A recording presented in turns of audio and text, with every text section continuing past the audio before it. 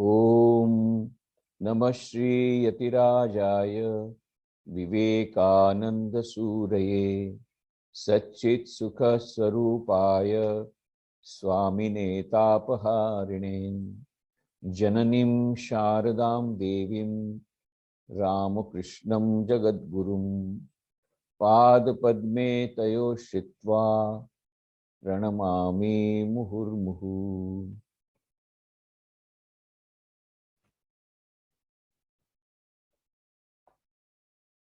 Dear friends, at the outset, I extend a very warm welcome to all of you on behalf of Sri Ramakrishna Ashram Rajkot.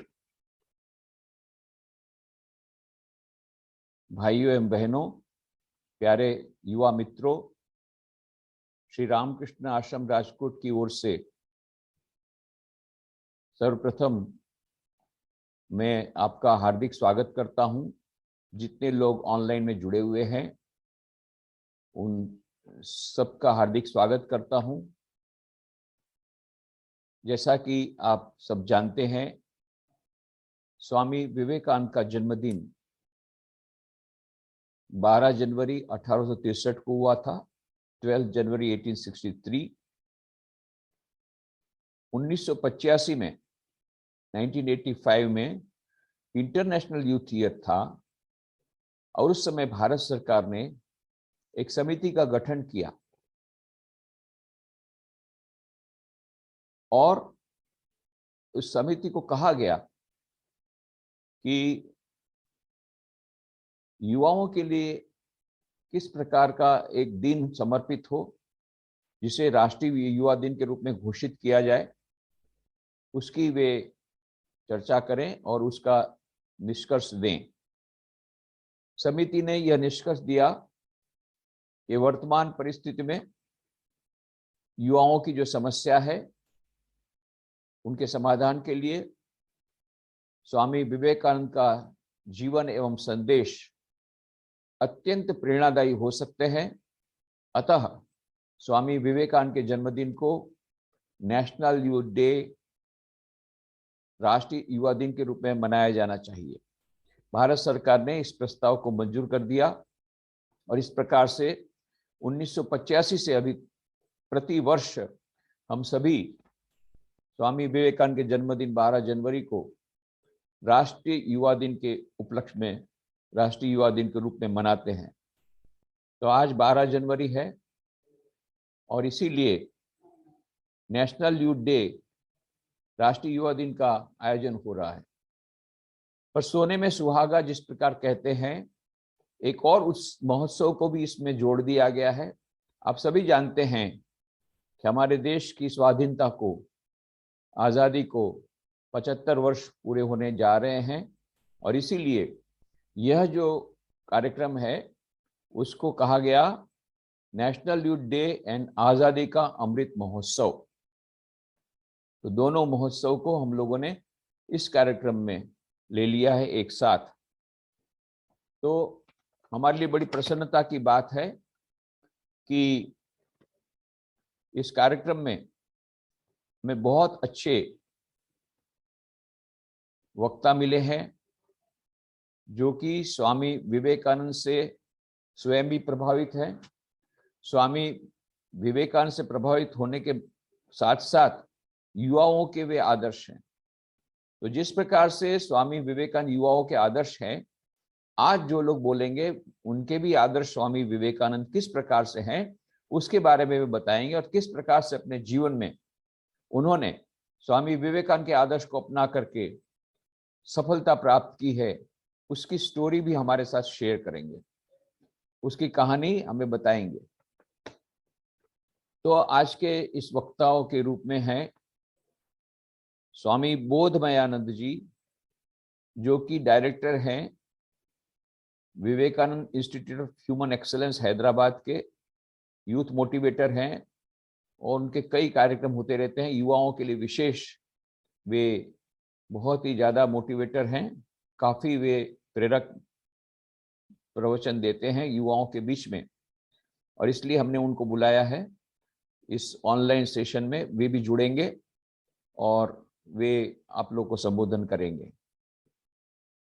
साथ में हैं उनका स्वामी बोधमयानंद जी का मैं हार्दिक स्वागत करता हूं।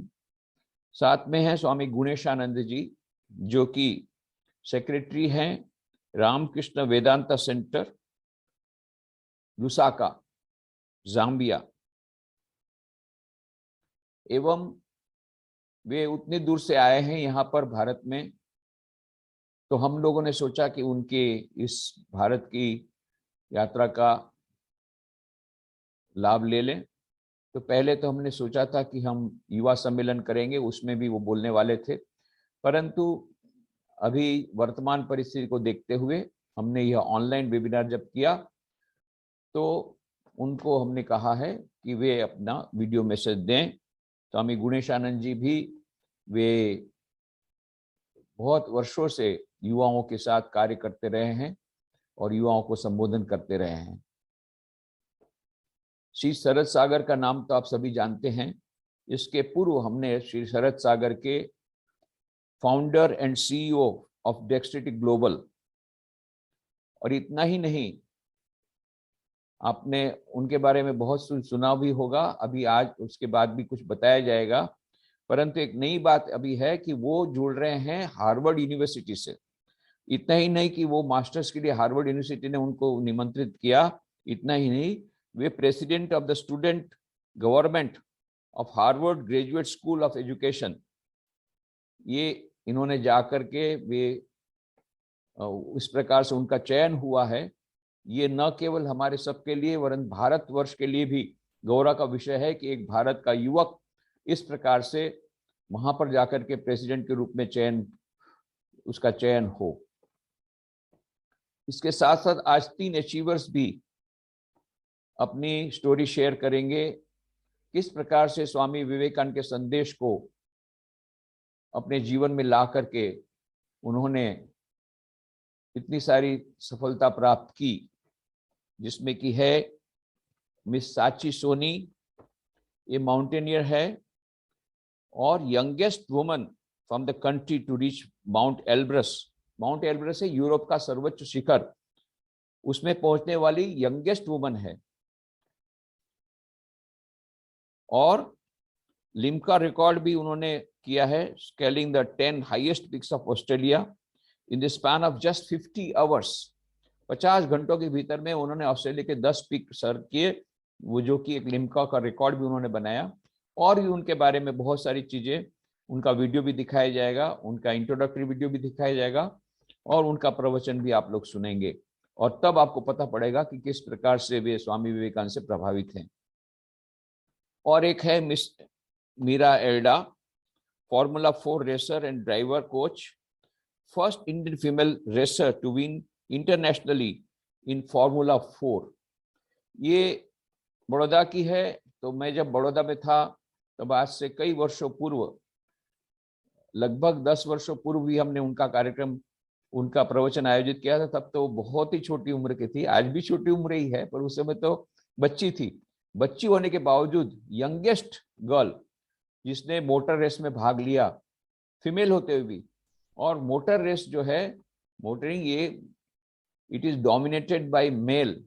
ये एक ऐसा एक्सेप्शन केस है जहां पर फीमेल होते हुए भी उसने, और बच्ची छोटी उम्र होते हुए भी उसने इतना सारा अचीवमेंट किया, इतनी सारी सफलता प्राप्त की। तो वो भी स्वामी विवेकानंद के संदेश से कैसे प्रभावित हुई है और किस प्रकार से स्वामी जी के संदेश को लेकर के उसने सफलता प्राप्त की, वो स्टोरी हमको बताएगी।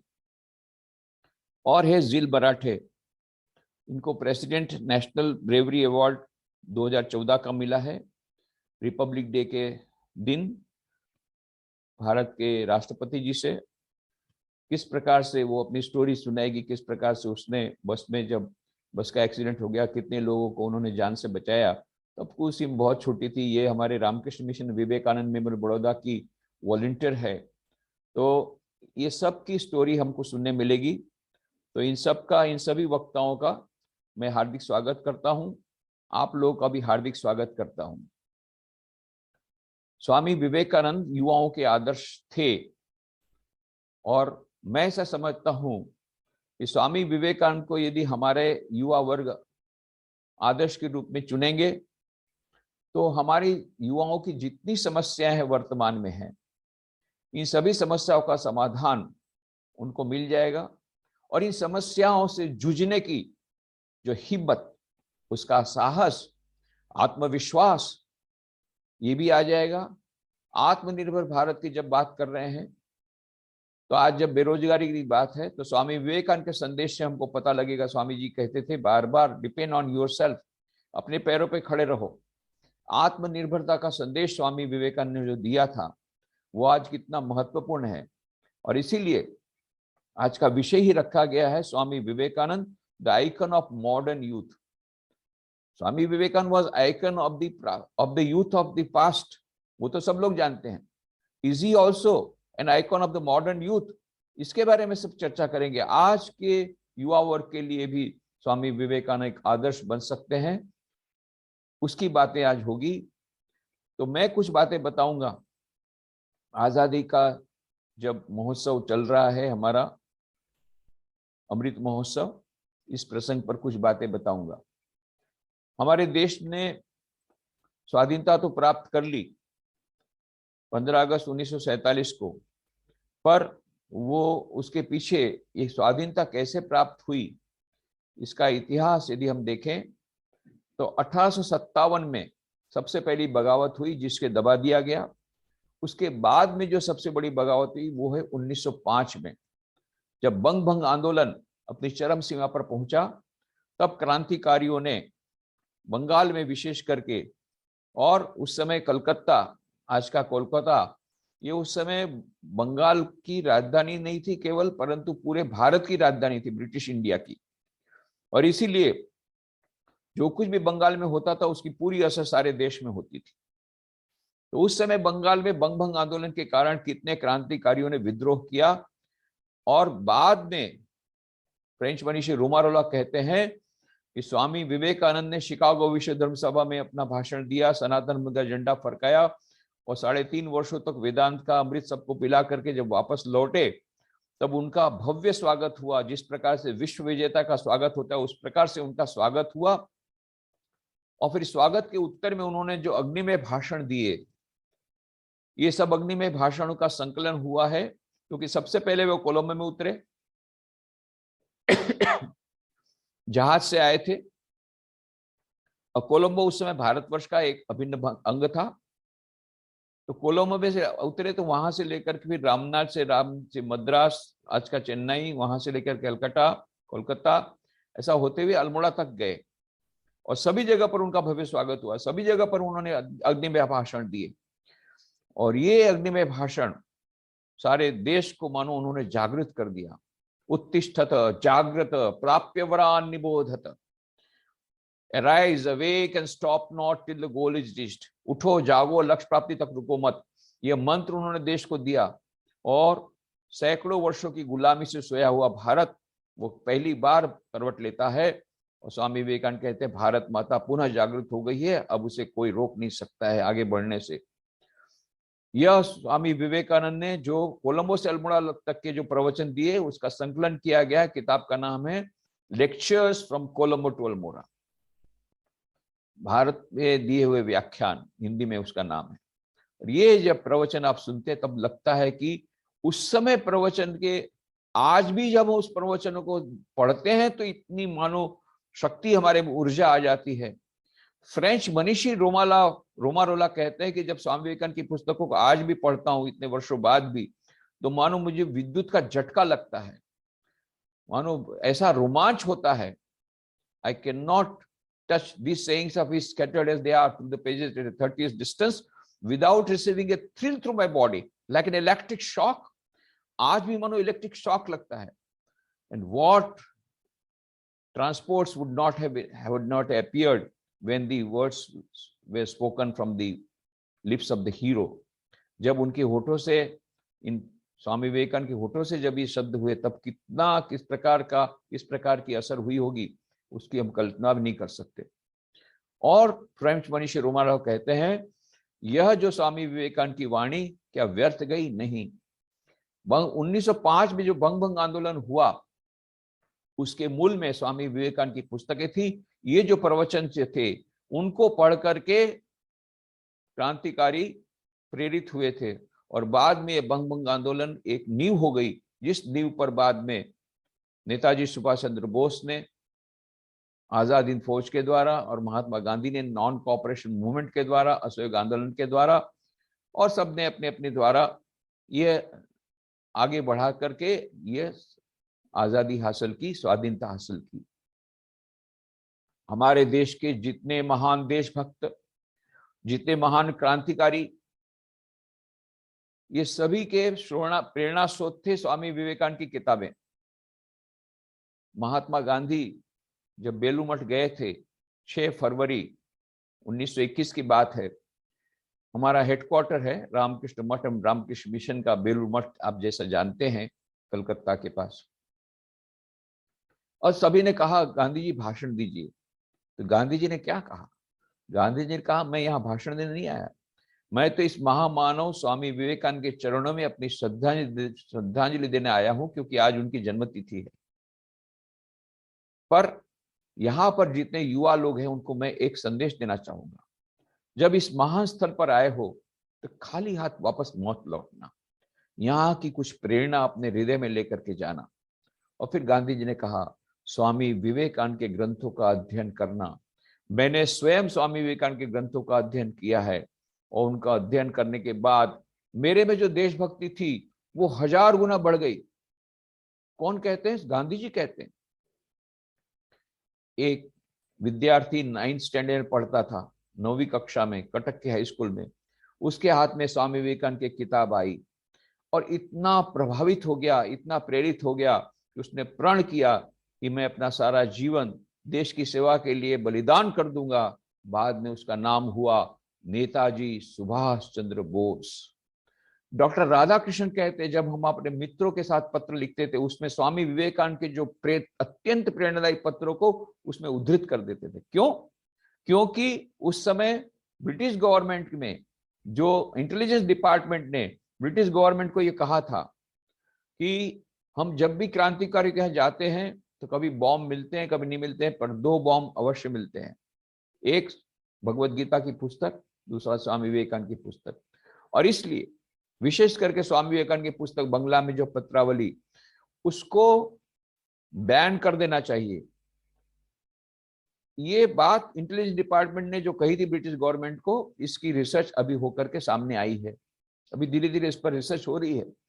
What is the impact of the literature of Swami Vivekananda? What is the impact of Swami Vivekananda on the revolutionaries and the great personalities of the India of that time? ये सब के पर research अभी चल रही। पर इतना बताया है इंटेलिजेंस डिपार्टमेंट ने, साफ लिखा है कि यदि आप स्वामी विवेकानंद की किताबों पर प्रतिबंध नहीं लगाएंगे तो ये क्रांतिकारी और भी प्रेरित होते रहेंगे और आगे बढ़ते रहेंगे। तो आप सोच लीजिए कितनी शक्ति होगी उन किताबों में, उन शब्दों में। तो डॉक्टर राधाकृष्णन कहते हैं कि उस समय स्वामी विवेकानंद की किताबों का लेन देन करना मतलब इंटेलिजेंस डिपार्टमेंट को इनवाइट करना, निमंत्रित करना। इसलिए हम क्या करते थे, अपने पत्रों में स्वामी विवेकानंद के पत्रों को उद्धृत कर देते थे और इस प्रकार से स्वामी विवेकानंद के शब्दों का हम प्रचार प्रसार करते थे। पंडित जवाहरलाल नेहरू कहते हैं मुझे नहीं मालूम आज के कितने युवा वर्ग स्वामी विवेकानंद की किताबें पढ़ते हैं। हमारे जमाने में शायद ही कोई ऐसा हो जो स्वामी विवेकानंद की किताबों से प्रभावित न हुआ हो। हमारे देश के जितने महान देशभक्त, महात्मा गांधी, डॉक्टर राधाकृष्णन, पंडित जवाहरलाल नेहरू, चक्रवर्ती राजगोपालाचार्य, श्री अरविंदो, नेताजी सुभाष चंद्र बोस, इन सब के प्रेरणा स्रोत थे स्वामी विवेकानंद की किताबें। तो आज जब आजादी का अमृत महोत्सव हो रहा है तो स्वामी विवेकानंद के उस समय के आदर्श थे, भारत के उस समय के भारतीय युवा कोई आदर्श थे स्वामी विवेकानंद। आज नेशनल यूथ डे जब हम मना रहे हैं तो आज का युवा वर्ग किस प्रकार से स्वामी विवेकानंद की वाणी से प्रबुद्ध हो सकता है, प्रेरित हो सकता है, किस प्रकार से जीवन की समस्याओं से जूझ सकता है और किस प्रकार से कुछ लोगों ने स्वामी विवेकानंद की वाणी को अपने जीवन में ला करके कितनी सफलता हासिल की है, सफलता को प्राप्त किया है। इन सब की बातें आप सुनेंगे तो मैं पुनः आप सबका रामकृष्ण आश्रम राजकोट की ओर से हार्दिक स्वागत करता हूं। धन्यवाद।